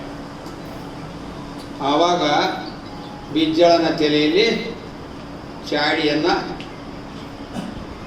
ಹೇಳಿ ಏನು ಮಾಡ್ತಾರಪ್ಪ ಅಂದ್ರೆ ಬಸವಣ್ಣವ್ರು ಗಡಿಪಾರಾಗ್ತಾರೆ, ಸ್ವಯಂ ಸ್ವೀಕಾರ ಮಾಡ್ತಾರೆ. ಅವರು ಅವ ಶಿಕ್ಷೆ ಬಿಜ್ಜಳ ರಾಜ ಶಿಕ್ಷೆ ಕೊಡೋಗಿಂತ ಮೊದಲು ಅವ್ರು ಏನು ಮಾಡ್ಬಿಡ್ತಾರ, ಗಡಿಪಾರಿನ ಶಿಕ್ಷೆಯನ್ನು ಸ್ವೀಕಾರ ಮಾಡಿಕೊಡ್ತಾರ. ಇಲ್ಲ ಅಂದ್ರೆ ಏನು ಮಾಡ್ತಿದ್ರು, ಅವನು ಕೊಲೆ ಮಾಡಿಬಿಡ್ತಿದ್ರು. ಅಂತ ಅಮೂಲ್ಯವಾದಂಥ ರತ್ನವನ್ನು ಉಳಿಸ್ಕೋಬೇಕಾಗಿದ್ದಕ್ಕೆ ಶರಣರೆಲ್ಲರೂ ಅದನ್ನು ಸಲಹೆ ಕೊಡ್ತಾರೆ. ಬಸವಣ್ಣವ್ರು ಗಡಿಪಾರು ಶಿಕ್ಷೆಯನ್ನು ಸ್ವೀಕಾರ ಮಾಡ್ಕೊಂಡು ಗಡಿಪಾರಾಗ್ತಾರೆ. ಇಲ್ಲಿ ಒಂದು ವಚನ ಬರುತ್ತೆ, ನಾನು ಬಂದ ಕಾರ್ಯಕ್ಕೆ ನೀವು ಬಂದಿರಯ್ಯ, ನೀವು ಬಂದ ಕಾರ್ಯಕ್ಕೆ ನಾನು ಬಂದಿನಯ್ಯ, ನೀವು ಬಂದ ಕಾರ್ಯಕ್ಕೆ ಪ್ರಭುದೇವರು ಬಂದರೆ. ಕಲ್ಯಾಣವೆಂಬುದು ಪ್ರಣತೆಯಾಗಿತ್ತು, ನಾನು ತೈಲವಾದೆನು, ನೀವು ಬತ್ತಿಯಾದಿರಿ. ಪ್ರಭುದೇವರು ಜ್ಯೋತಿಯಾದರು, ಪ್ರಣತೆ ಒಡೆದಿತ್ತು, ತೈಲ ಚೆಲ್ಲಿತ್ತು, ಬತ್ತಿ ಬಿದ್ದಿತ್ತು, ಜ್ಯೋತಿ ನಂದಿತ್ತಯ್ಯ. ನಮ್ಮ ಕೂಡಲ ಸಂಗನ ಶರಣರ ಮನ ನೊಂದಿತ್ತಯ್ಯ. ನಿಶ್ಚಿತವಾಗಿ ಏನಾಗಿತ್ತು ಅಂದರೆ 1,96,000 ಶರಣರು ಗಡಿಪಾರ ಶಿಕ್ಷೆ ಆಯಿತು, ಅವ್ರು ಸ್ವೀಕಾರ ಮಾಡಿರ ಅಂದ್ಕೊಳ್ಳಿ ಎಲ್ಲ ಜನರು ಕಂಬನಿಯನ್ನು ಸುರಿಸ್ತಾ ಇದ್ರು. ಎಷ್ಟು ದುಃಖ, ಎಷ್ಟು ನೋವು. ಅದನ್ನು ನಮಗೆ ಕೇಳಿದರೆ ಓದಿದರೆ ಸಾಕು, ನಮಗೂ ದುಃಖ ಉಮ್ಮಳಿಸಿ ಬರ್ತದೆ. ಬಸವಣ್ಣನವರ ಗಡಿಪಾರ ಆಯಿತು ಒಂದನೇದು. ಇನ್ನು ಎರಡನೇದು, ಹರಳಯ್ಯ ಶೀಲವಂತ, ಮಧುವರಸರಿಗೆ ಏನು ಮಾಡ್ತಾರ ಗೊತ್ತಾ ನಿಮ್ಗೆ? ಕಾಶಿದ ಕಬ್ಬಿನ ಸರಳಿನಿಂದ ಕಣ್ಣನ್ನು ಕೀಳಿಸ್ತಾರೆ. ಒಂದು ಸುಡುವ ಸೂಜೆ ನಮ್ಮ ಮೈಗೆ ಮುಟ್ಟಿದರೆ ನಮಗೆಷ್ಟು ನೋವಾಗುತ್ತೆ. ಅಂಥದ್ರಲ್ಲಿ ನಮ್ಮ ಶರಣರನ್ನು ಕಣ್ಣನ್ನು ಕೀಳಿಸ್ತಾರಂತಂದ್ರೆ ಅದು ಎಷ್ಟು ನೋವಿನ ಸಂಗತಿ, ಎಷ್ಟು ನೋವನ್ನು ಕೊಟ್ಟಿರ್ಬೇಕು ನಮ್ಮ ಅವಾಗೆಲ್ಲ ಶರಣ ಸಂಕುಲಕ್ಕೆ. ಮೂವರು ಕಣ್ಣು ಕೀಳಿಸಿ ಹಂಗೆ ಬಿಡೋದಿಲ್ಲ, 3 ಮಂದಿನೂ ಆನೆಯ ಕಾಲಿಗೆ ಕಟ್ಟಿ ಎಳಿಸ್ತಾರೆ. ಎಳೆಬುಟೆ ಶಿಕ್ಷೆ ಅಂತಾರೆ ಅದಕ್ಕೆ. ಎಷ್ಟು ಭಯಂಕರ ಇದು, ಎಷ್ಟು ಕೀಳು ಮಟ್ಟದ ಶಿಕ್ಷೆ ಇದು. ಕೊಡ್ತಾರೆ, ಹುತಾತ್ಮರಾಗ್ತಾರೆ. ಹರಳಯ್ಯ ಶೀಲವಂತ, ಮಧುವರಸರು ಹುತಾತ್ಮರಾದರು. ಹೆಂಗೆ ಮಹಾತ್ಮ ಗಾಂಧೀಜಿ ಹುತಾತ್ಮರಾದರು, ಕಲಬುರಗಿ ಅವರು ಹುತಾತ್ಮರಾಗಿ ಹೋದರು, ನಮ್ಮ ಸಲುವಾಗಿರೋದು. ಇವರೆಲ್ಲರೂ ಹುತಾತ್ಮರಾಗಿದ್ದಕ್ಕೆ ನಾವು ಚೆನ್ನಾಗಿ ಬದುಕಾಕತ್ತೀವಿ. ಈ ಪ್ರಜ್ಞೆ ನಮ್ಮಲ್ಲಿ ಇರಬೇಕನ್ನುವಂಥದ್ದು ನನ್ನ ಭಾವನೆ. ಇನ್ನು ಮೂರನೇದು, ಒಂದು ವೇಳೆ ಕಲ್ಯಾಣ ಕ್ರಾಂತಿಯ ಸಮಯದಲ್ಲಿ ಆ ವಚನ ಸಾಹಿತ್ಯವನ್ನು ರಕ್ಷಣೆ ಮಾಡಿ ಉಳಿಸದೆ ಹೋಗಿದ್ರೆ ಲಿಂಗಾಯತರನ್ನೂ ಇರ್ತಿದ್ದಿಲ್ಲ, ಲಿಂಗಾಯತ ಶರಣರು ಯಾರನ್ನೂ ಗೊತ್ತಾಕಿದ್ದಿಲ್ಲ, ನಾವು ಯಾರನ್ನೂ ನಮಗೂ ಏನೂ ಗೊತ್ತಿರ್ತಿದ್ದಿಲ್ಲ. ವಚನ ಸಾಹಿತ್ಯವನ್ನು ಸಂರಕ್ಷಣೆ ಮಾಡಿಕೊಟ್ರು ಬಸವಣ್ಣನವರ ಆದೇಶದ ಮೇರೆಗೆ. ಮಡಿವಾಳ ಮಾಚಿದೇವರು, ಚನ್ನಬಸವಣ್ಣನವರು, ಅಕ್ಕ ನಾಗಮ್ಮ ತಾಯಿಯವರು ಎಲ್ಲರೂ ಸೇರ್ಕೊಂಡು ಬೆನ್ನಿನ ಮೇಲೆ ಹೊತ್ತುಕೊಂಡು, ಬಂಡಿಯ ಮೇಲೆ ಇಟ್ಟುಕೊಂಡು, ಕುದುರೆಯ ಮೇಲೆ ಹೇರಿಕೊಂಡು ನಾವು ಇಂಥ ಹೈವೇದಾಗ ಅಡ್ಡಾಡ್ತೇವಲ್ರಿ. ಈಗ ಹೈವೇದಾಗ ಅಡ್ಡಾಡಲಿಲ್ಲ ಅವರು. ಬಿಜ್ಜಳನ ಸೈನಿಕರಿಗೆ ಸಿಗದಂತೆ ಅವನ್ನ ಬಚ್ಚಿಟ್ಟುಕೊಂಡು ಹೋಗ್ಬೇಕಲ್ಲ. ಎಷ್ಟೋ ಲಕ್ಷಾಂತರ ವಚನಗಳನ್ನು ಸುಟ್ಟು ಬಿಟ್ಟರು ಅಲ್ಲಿ.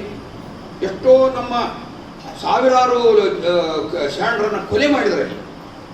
ಇವನ್ನ 3 ಭಾಗಗಳಾಗಿ 3 ತಂಡಗಳಾಗಿ ಕಾಡು ಮೇಡುಗಳಲ್ಲಿ, ಅದು ಏನು ಭಯಂಕರವಾದ ಕಾಡಿನಲ್ಲಿ ದಾರಿ ಮಾಡಿಕೊಂಡು ಮಾರ್ಗ ಮಾಡಿಕೊಂಡು ಉಳುವಿಗೆ ತೊಗೊಂಬಂದು ಮುಗಿಸಿದ್ರು.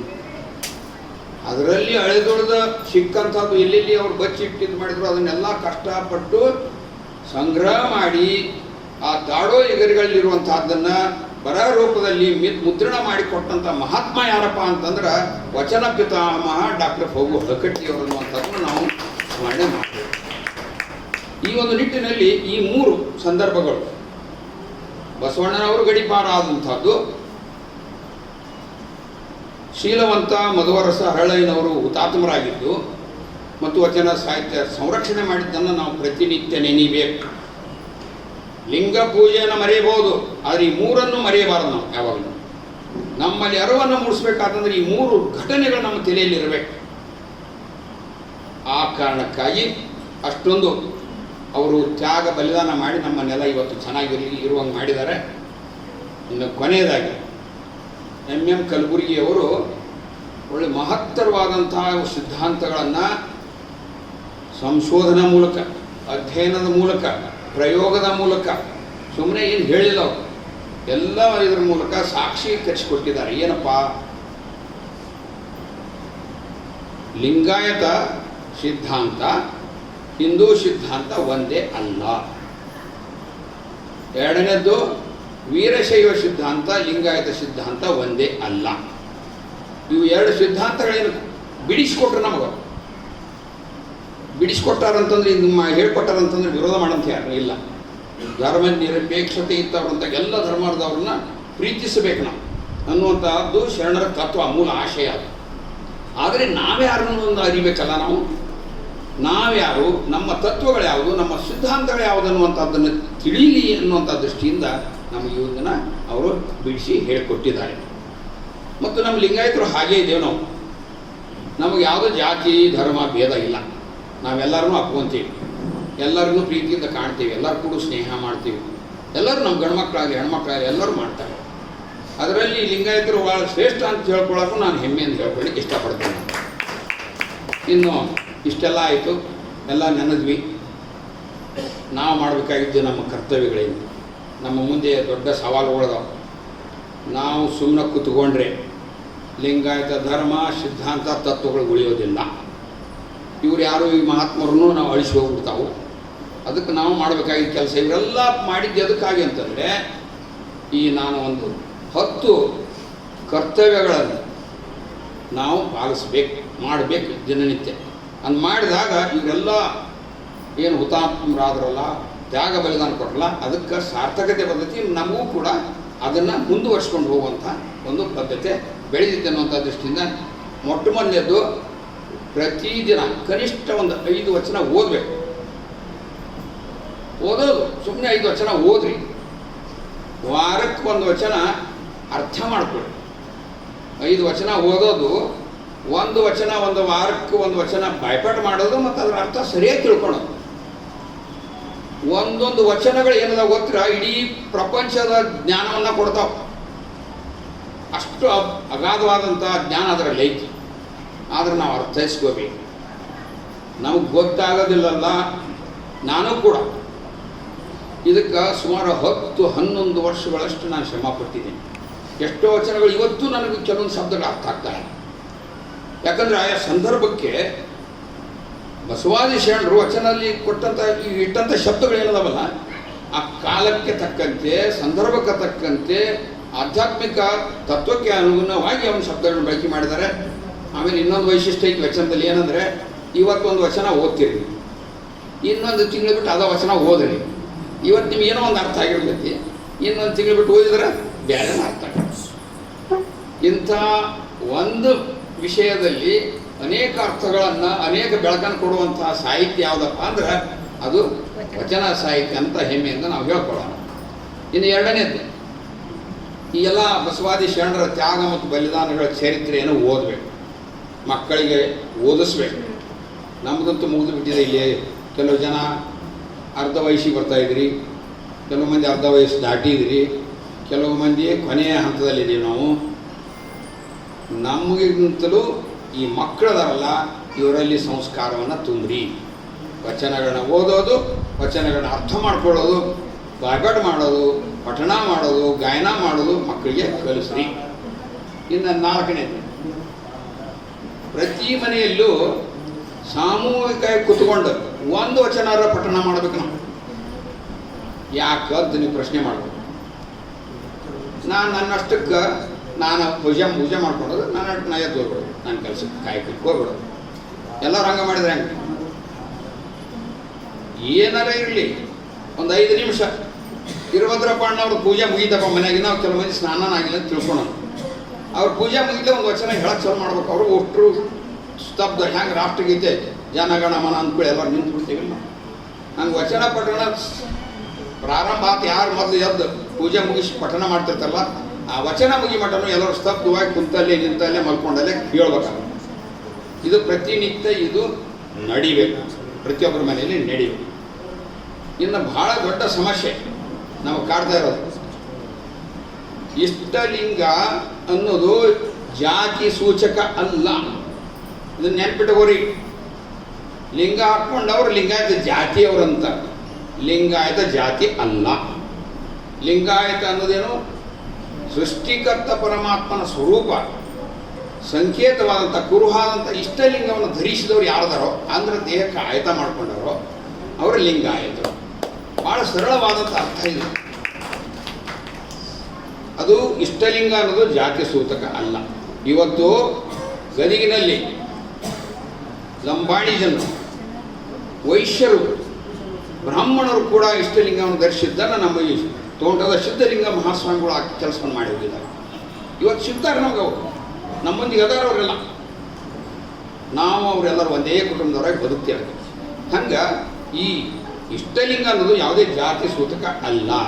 ಇದೇನಪ್ಪ ಇದು ಅಂದರೆ, ಇದು ತತ್ವ ಸೂಚಕವಾದಂಥ ಪದ. ಇಡೀ ಬ್ರಹ್ಮಾಂಡದಲ್ಲಿರುವಂಥ ನಾವೆಲ್ಲರೂ ಒಂದು ಅನ್ನುವಂಥ ಸಂದೇಶವನ್ನು ಕೊಡುವಂಥ ಇಷ್ಟಲಿಂಗ ಅನ್ನುವಂಥದ್ದನ್ನು ನಾವು ಅರ್ಥ ಮಾಡ್ಕೋಬೇಕು. ಇದನ್ನೇ ನಾವೆಲ್ಲರಿಗೂ ಹೇಳುವಂಥ ಕೆಲಸವನ್ನು ಮಾಡಬೇಕು. ಇನ್ನು ಬಸವಣ್ಣವ್ರು ಮಾಡಿದ್ದ ಅದಕ್ಕೆ. ಅವಾಗ ಇತ್ತೀಚಿನ ಸಂಶೋಧನೆ ಪ್ರಕಾರ 1600 ಕಾಯಕ ವರ್ಗದವರನ್ನು ಗುರುತಿಸಿದ್ದಾರೆ. ಅದು ಬಹುಶಃ ಅನುಭವ ಮಂಟಪದಲ್ಲಿ 770 ಕಾಯಕದ ಶರಣರನ್ನ ಪ್ರತಿಫಲನ ಆಗ್ತಾ ಇದೆ, ಅಲ್ಲಿ ತಯಾರಾಗ್ತಾ ಇದೆ ಹೊಸ ಅನುಭವ ಮಂಟಪದಲ್ಲಿ. ಆದರೆ ಒಬ್ಬ ಸಂಶೋಧಕರ ಪ್ರಕಾರ ಅವರು ಗ್ರಂಥ ಪ್ರಕಟಣೆ ಮಾಡಿದ್ದಾರೆ. ಅದರಲ್ಲಿ 16 ರೀತಿಯ ವೃತ್ತಿಯವರು ಕೆಲಸ ಮಾಡುವಂಥವ್ರು, ಅವ್ರದ್ದು ಕಾಯಕದ ವೃತ್ತಿಗಳು ಗುರುತಿಸಿದ್ದಾರೆ. ಆ ವೃತ್ತಿಗಳು ಏನಾಗ್ಬಿಟ್ಟಾವ ಅಂದರೆ ಈಗ ಜಾತಿಗಳಾಗಿಬಿಟ್ಟಿದ್ದಾವೆ. ಬಟ್ಟೆ ಒಗ್ಯಾವ ಅಗಸಾಗಿದ್ದಾನೆ, ಹೇರ್ ಕಟಿಂಗ್ ಮಾಡೋನು ಹಡದವ ಆಗ್ಯಾನ, ದೋಣಿ ನಡೆಸಾವ ಅಂಬಿಗಾಗಿಬಿಟ್ಟಾನ. ಯಾರ್ಯಾರು ಏನಾರು ಜಾತಿ ಸೂಚಿ ಜಾತಿಯಾಗಿ ಅದನ್ನು ಪರಿವರ್ತನೆ ಮಾಡ್ಕೊಂಡ್ಬಿಟ್ಟೇವೆ ನಾವು. ಅದು ಜಾತಿಗಳು ಅಲ್ಲ. ಇದು ಏನಪ್ಪ ಅಂದರೆ, ನಾವು ಒಂದು ತತ್ವದ ನೆಲೆಗಟ್ಟಿನ ಮೇಲೆ ಬದುಕುವಂಥ ಜನಾಂಗದವರು ನಾವೆಲ್ಲರೂ ವಿಶ್ವದಲ್ಲಿರುವಂಥ ಮಾನವರು ಒಂದು ಅನ್ನುವಂಥ ಸಂಕೇತ ರೂಪವೇ ಲಿಂಗ ಅನ್ನುವಂಥದ್ದನ್ನು ನಾವು ಅರ್ಥ ಮಾಡ್ತೀವಿ. ಇನ್ನು 7ನೇದು, ಮುಖ ನಾವು 2 ಸಲ ತೊಳಿತೇವಲ್ಲ, 8 ಸಲ ವಿಭೂತಿ ಹಚ್ಕೊಂಡ್ಬಿಟ್ಟು ಸಾಕು. Simple method. ಯಾವ ಮುಖ ತೊಳಿತೇವ ವಿಭೂತಿ ಹಚ್ಕೊಂಡ್ರೆ ನಮಗೆ ವಿಭೂತಿ ಹಚ್ಕೊಂಡ್ರೆ ಅಪಮಾನ ಆಗುತ್ತೆ. ನನ್ನದೇ ಆದಂಥ ಒಂದು ಸಂದರ್ಭ ಆಯ್ತು. ನಾ ಜಿಲ್ಲಾ ಮಟ್ಟದ ಅಧಿಕಾರಿ, ಜಿಲ್ಲಾಧಿಕಾರಿಗಳ ಕೇಡನಾಗಿದ್ದಂಥ ಮನುಷ್ಯನ ಆಯುಷ್ ಡಿಪಾರ್ಟ್ಮೆಂಟ್ ಹೆಡ್. ವಿಭೂತಿ ಹಚ್ಕೊಂಡು ಹೋಗಿದ್ದೆ. ಬಿಹಾರ ಮೂಲದ DC ಅವರು. ಸಭೆ ನಡೀತಾ ಇತ್ತು. ಇವು ಸ್ಟ್ಯಾಂಡಪ್ ಅಂದ್ರೆ ಅವರು, ಈ ಕಡೆ ನೋಡಿದ್ವಿ ಯಾರಂತ. ನೋ ಯು ಓನ್ಲಿ ಸ್ಟ್ಯಾಂಡಪ್ ಅಂದ್ರೆ ಅವರು. ನಾನು ಅಂತ ಹಿಂಗೆ ಸನ್ನಿ ಮಾಡಿದೆ ಅವರಿಗೆ. ಎಸ್ ಯು ಓನ್ಲಿ ಅಂತ ಎದ್ದು ನಿಂತೆ. ಮೊದಲ ಹಂಗೆ ಎದ್ದು ನಿಂತಿಲ್ದ ನನಗೆ ಅಪಮಾನ ಆಗಿಬಿಟ್ಟಿತ್ತು. ಯಾಕೆ ಕನ್ನಡ ಶಾಲೆ ಮಾಸ್ಟರ್ಗಳು ಹೇಳಿಸ್ತಾರೆ, ಹೌದಲ್ರಿ, ಸ್ಟ್ಯಾಂಡಪ್ ಅಂದ್ರೆ ಯಾರಿಗೆ ಅಂತೀವಿ ನಾವು, ಮಕ್ಕಳಿಗೆ ಹೇಳೋದು. ಅದ ಮೊದಲು ಚುರುಕತ್ತಿದ್ದ ಅವ್ರ ಭಾಷೆ. ಸುಮ್ಮಿದ್ದೆ, ಎದ್ದು ನಿಂತೆ. ಏನದು ಹಣಿ ಮೇಲೆ ಹಚ್ಕೊಂಡ್ಬಂದಿದ್ದು ಅಂದ ಇಂಗ್ಲೀಷ್ನಾಗ ಕೇಳಿದ್ರೆ ನಾನು. ವಿಭೂತಿ ಅದು ಅದನ್ನು ಹಚ್ಕೊಂಡ್ರೆ ಒಂದು ಧರ್ಮ ಜಾತಿಯ ಸೂಚಕ, ಅದು ಹಚ್ಕೋಬಾರ್ದು ನೀವು ಅಂದ್ರೆ ಅವ್ರಿಗೆ ಹೇಳಿದೆ ನಾನು, ಭಸ್ಮ ಜಾತಿ ಧರ್ಮದ ಸೂಚಕ ಅಲ್ಲ, ನಮ್ಮ ದೇಹದಲ್ಲಿರುವಂಥ ದೋಷಗಳನ್ನ ಕಳೆಯುವಂತಹದ್ದು ಸಂಕೇತ ರೂಪವಾಗಿ ನಾವು ಭಸ್ಮ ಧಾರಣೆ ಮಾಡ್ತೀವಿ ಅಂತ ಹೇಳಿದೆ ನಾನು. ಅಲ್ಲೇ ಕುಂತಿದ್ರು ಯಾರೋ ವೀರಣ್ಣ ಚರಂತಿಮಠ MLA ಅವ್ರು ಕುಂತಿದ್ರು. ತಕ್ಷಣ ಎದ್ರು, ಸಾಹೇಬ್ರ ಬಿಡ್ರಿ ಆ ವಿಷಯ ಬಿಡ್ರಿ ಅಂದ್ಬಿಟ್ರು ಅವರು. ನಾನು ಬಚಾವಾಜ್ಞಪ್ಪ ಹಂಗೆ. ಇನ್ನೂ ಮಾತೇನು ಪ್ರಶ್ನೆ ಕೇಳ್ತಿದ್ರು ಯಾರಿಗೂ ದೇವ್ರಿಗೆ ಬರ್ತಾರೆ. ಅಂದರೆ ಬೇರೆಯವರು ತಮ್ಮ ತಮ್ಮ ಧರ್ಮಗಳನ್ನ ಪಾಲಿಸ್ಲಿಕ್ಕೆ ಬಿಡ್ತೇವೆ ನಮ್ಮ ದೇಶದಲ್ಲಿ, ನಮ್ಮ ಧರ್ಮವನ್ನು ಪಾಲಿಸ್ಲಿಕ್ಕೆ ಬಿಡ್ತಾ ಇದ್ದಾರೆ. ಈಗ ನೋಡ್ರಿ, ಈಗ ಬಂದಿದೆ ಕೇಂದ್ರ ಸರ್ಕಾರದ ಯಾವುದೇ ಪರೀಕ್ಷೆಗಳಿಗೆ ಹೋಗ್ಬೇಕಾದ್ರೆ ನಿಮ್ಮ ಕೊಳ್ಳ ತಾಳಿದ್ರೆ ತೆಗೆದಿಟ್ಟು ಹೋಗ್ಬೇಕು, ಕೈಯನ್ನು ಬಳಿ ತೆಗೆದಿಟ್ಟು ಹೋಗ್ಬೇಕು, ಹಣಿ ಮ್ಯಾಗಿನ ಕುಂಕುಮ ತೆಗಿಬೇಕು, ವಿಭೂತಿ ತೆಗಿಬೇಕು, ಎಲ್ಲ ತೆಗೆದು ಹೋಗ್ಬೇಕು, ಬಯಲಾಗಬೇಕು. ನಮ್ಮ ಶಾಂಡ್ ಹೇಳಿದ್ದು ಅದನ್ನೇ, ಬಯಲಾಗಬೇಕು. ನಾವು ಮೊದಲ ಎಲ್ಲಿ ಬಯಲಾಗಬೇಕು? ತನು ಮನ ಭಾವದಲ್ಲಿ ಬಯಲಾಗಬೇಕು ನಾವು. ಇಂಥ ದುರಂತಗಳು ನಮ್ಮಲ್ಲಿ ನಡೀತಾ ಇದ್ದಾವೆ. ಅದಕ್ಕೆ ನಾವು ನಿತ್ಯವೂ ಎಷ್ಟು ಸಲ ಮುಖ ತೊಳಿತೇವೆ ಅಷ್ಟು ಸಲ ವಿಭೂತಿ ಹಚ್ತೀವಿ. ಇದು 7ನೇದು. ಇನ್ನು 8ನೇದ್ದು, ಖಾಯಂ ಒಳ್ಳೆಯ ರುದ್ರಾಕ್ಷಿಗಳು ಸಿಗುತ್ತಾವೆ. ವೀರಭದ್ರಪ್ಪಣ್ಣವ್ರನ್ನ ಕೇಳ್ಬಿಡಿ, ಅವರೆಲ್ಲ ತರಿಸ್ಕೊಡ್ತಾರೆ ಬೇಕಂತ. ಭಾರಿ ಬೀಜದ ರುದ್ರಾಕ್ಷಿ ಕೊಟ್ಟು ಹಾಕ್ಕೊಂತೀವಿ ನಾವು ಭಾಳ ಮಂದಿ. ನಾನು ಕೊಳ್ಳಾಗ ನಾವು ಒಳ್ಳೆಯ ರುದ್ರಾಕ್ಷಿ ಹರಿದು ಬಿಟ್ಟೈತಿ, ನಾನು ರುದ್ರಾಕ್ಷಿ ಭಾರಿ ಬೀಜದ ರುದ್ರಾಕ್ಷಿ ಹಾಕೊಂಡ್ಬಂದೀನಿ, ನಾನು ಖಾಲಿ ಇರಬಾರ್ದು ಅಂತೇಳಿ. ಅಂದರೆ ಒಳ್ಳೆಯ ರುದ್ರಾಕ್ಷಿ ಇದ್ರೆ ಮಾತ್ರ ನಮಗೆ ಪಂಚಮುಖದ ರುದ್ರಾಕ್ಷಿಯೇ ಪಂಚಮುಖಗಳಾಗಿ ನಮ್ಮನ್ನು ಪಾವನ ಮಾಡ್ತವೆ. ಅದಕ್ಕೂ ಅದು ದೊಡ್ಡ ತತ್ವ ಐತದೆ. ಅದಕ್ಕೆ ನಾವು ಯಾವಾಗಲೂ ರುದ್ರಾಕ್ಷಿ ಸರವ ನಮ್ಮ ದೇಹದ ಮೇಲೆ ಇರಬೇಕು. ಇನ್ನು 9ನೇದ್ದು, ನಿಮ್ಗೆ ಎಷ್ಟು ಸಮಯ ಸಿಗ್ತೈತೆ ಅಷ್ಟ ಸಮಯದಾಗಾದರೂ ಚಿಂತಿಲ್ಲ ಇಷ್ಟಲಿಂಗ ಪೂಜೆ ಮಾಡ್ಕೊಳ್ಳಿ. ಈಗ ಬರ್ತಾ ಬರ್ತಾ ಇಷ್ಟಲಿಂಗ ಪೂಜೆ ಮಾಡ್ಕೊಳ್ಳೋದಂದ್ರೆ ಅದು ಭಾಳ ಅಷ್ಟು ಕೆಲಸ. ನಾವು ಭಾಳ ಬಿಜಿ, ನಾವೆಲ್ಲ ಬಿಜಿ ಬಿಜಿ ಬಿಜಿ ಬಿಜಿ. ಏನು ಬಿಜಿನ? ಮುಂಜಾನೆ 1 ತಾಸು ವಾಟ್ಸಪ್ ನೋಡ್ತಾರೆ, ರಾತ್ರಿ 1-2 ತಾಸು ನಿದ್ದೆ ಬಂದರೂ ಬಿಡಂಗಿಲ್ಲ ರೀ. ಹಂಗೆ ನೋಡೋದು, ಫೇಸ್ಬುಕ್ ನೋಡಿದ್ದೆ, ಇನ್ಸ್ಟಾಗ್ರಾಮ್ ನೋಡೋದು, ವಾಟ್ಸಪ್ ನೋಡಿದ್ದೆ. ಅಯ್ಯೋ ತಂದೆ ತಾಯಿಗಳೇ, 10 ನಿಮಿಷ ಮಾತ್ರ ಸಾಕ್ರಿ ನೀವು. ಆ ವಾಟ್ಸಪ್ ಫೇಸ್ಬುಕ್ ಎಲ್ಲ ಹೋಗಿ ನೀವೇ ಪರಮಾತ್ಮ ರಕ್ಕಿರಿ. ನೀವು ಒಂದು 10 ನಿಮಿಷ ಪೂಜೆ ಮಾಡ್ಕೊರಿ ಸಾಕು, 5 ನಿಮಿಷ ಮಾಡ್ಕೊಡ್ರಿ. ಅದಕ್ಕೆ ದಯವಿಟ್ಟು ನಿತ್ಯವೂ ತಪ್ಪದೆ ಲಿಂಗ ಪೂಜೆನ ಮಾಡ್ಕೋಬೇಕು. ಇನ್ನು ಕೊನೆಯದಾಗಿ, ಆಗಲೇ ಮೊದಲೇ ಹೇಳ್ಬಿಟ್ಟೆ ನಾ 10ನೇದ್ದು, ನಾವು ಇದನ್ನೆಲ್ಲ ಯಾರಿಗೆ ಮಾಡಕ್ಕೆ ಹಚ್ಬೇಕಂದ್ರೆ ಇಂಥ ಎಲ್ಲ ಮಕ್ಳಿಗೆ ಮಾಡಕ್ಕೆ ಹಚ್ಬೇಕ್ರಿ ಫಸ್ಟ್.